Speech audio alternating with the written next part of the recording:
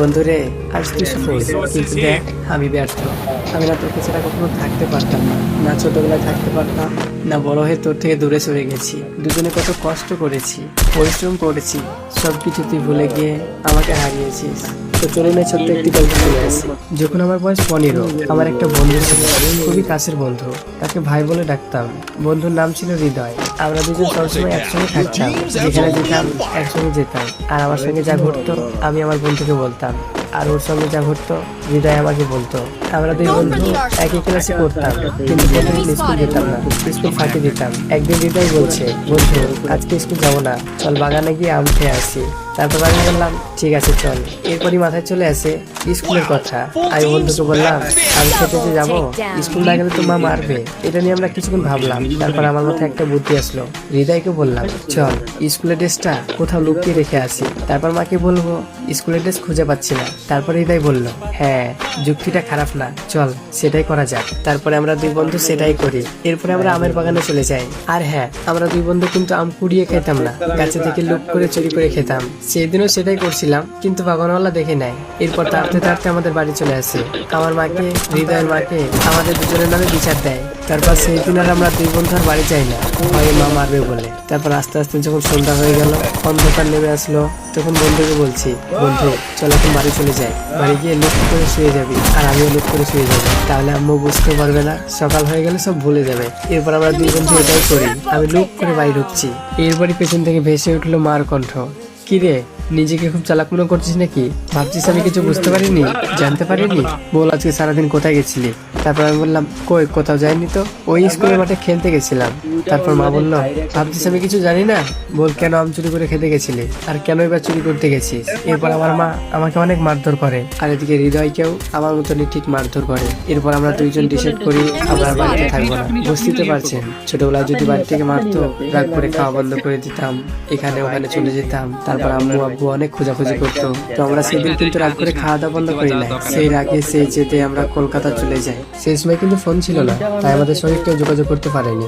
এরপরে আমরা না খেয়ে না ঘুমিয়ে কাজের সন্ধানে ছুটে বেড়াই। শেষমেশ কলকাতায় একটা হোটেলে কাজ পেয়ে যায়। সেখানে আমরা অনেকদিন কাজ করি। অনেক কষ্ট হতো, কারণ সারাদিন হয়তো দিনটা আমাদের ভালোই যেত, কিন্তু রাত হলে কষ্ট হতো, কারণ আমাদের থাকার জায়গা ছিল না।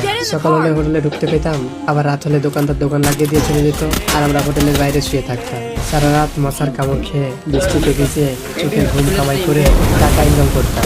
আর হ্যাঁ, আরেকটা কথা, আমাদের বাড়ির মানুষ জানতো আমরা হারিয়ে গেছি, আর কখনো ফিরে আসবো না। তো এইভাবে কেটে যাচ্ছিল আমাদের দিনকাল। এইভাবে আমাদের 2 বছর কেটে যায়, আর আমাদের দুজনের কাছে অনেক টাকা জমে যায়। একদিন আমাদের হোটেলে একটা লোক খাবার খেতে আসে। ওকে চিনতাম, মাঝে মাঝে আসতো খাবার খেতে, মোটামুটি চিনতাম। সেই দিনও সে খাবার টাবার খেয়ে আমাকে ডাকে। তারপর আমি ওর কাছে যাই। এরপরে সে পকেট থেকে 20 টাকা বার করে দিয়ে বললো এই নে, এটা তুই রাখ, তুই কিছু কিনে খেয়ে নিবি। আর সে বললো যে এখানে সারা জীবন থেকে কিছু করতে পারবি? শোন তোকে একটা যুক্তি দিই, তোদের দুজনকে আমি মুম্বাই নিয়ে যাব। ওখানে একটা হোটেল আছে আমার, ওখানে তুই কাজ করবি। আর মুম্বাই শহর অনেক ধনী একটা শহর, ওখানে তোরা অনেক টাকা বেতন পাবি, অনেক টাকা ইনকাম করতে পারবি। এইসব ছোটখাটো হোটেলে জীবনে কিছু করতে পারবি না। এইসব কথা বললো। তারপর আমি এইসব কথাগুলো হৃদয়কে বললাম।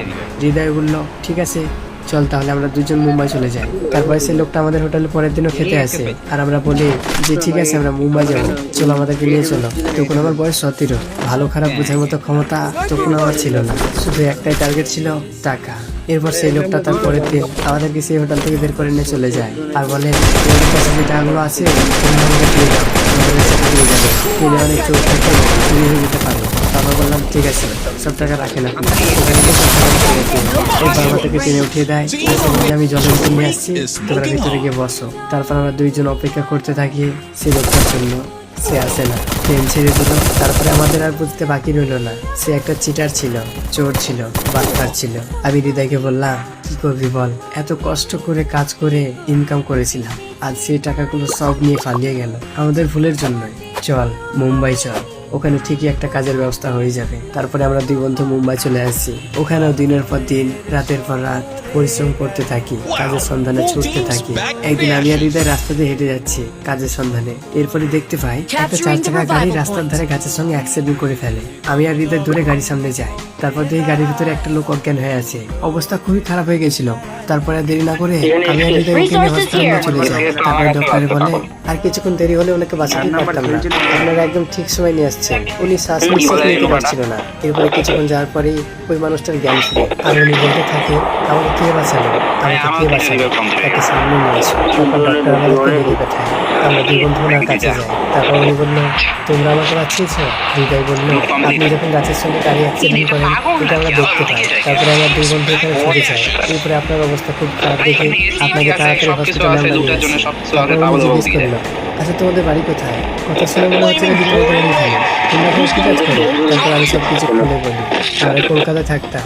কলকাতা থেকে একজন আমাদেরকে মুম্বাইয়ে কাজের লোক দেখিয়ে আমাদের কাছ থেকে সব কিছু নিয়ে চলে গেছে। আজ আমরা দুই বন্ধু জানেন আমাদের বাড়ি মুর্শিদাবাদ। আমরা কলকাতাতে 2 বছর কাজ করেছি, অনেক টাকা জমিয়েছিলাম, কিন্তু আমাদের এত কষ্টের টাকা ছিনতাই করে নিয়ে চলে গেছে। তারপরে উনি বলে উঠলো তোমরা কাকে বাঁচিয়েছি জানো? তোমরা কি আর এই নিয়ে টেনশন করতে হবে না। আসলে আমি তোমাদের মতনই দুটো ছেলে করছিলাম। আমার দুটো বিজনেস আছে, আমি একটা বিজনেস তোমাদেরকে দায়িত্ব দিয়েছি, আমার বিশ্বাস তোমরা পারবে।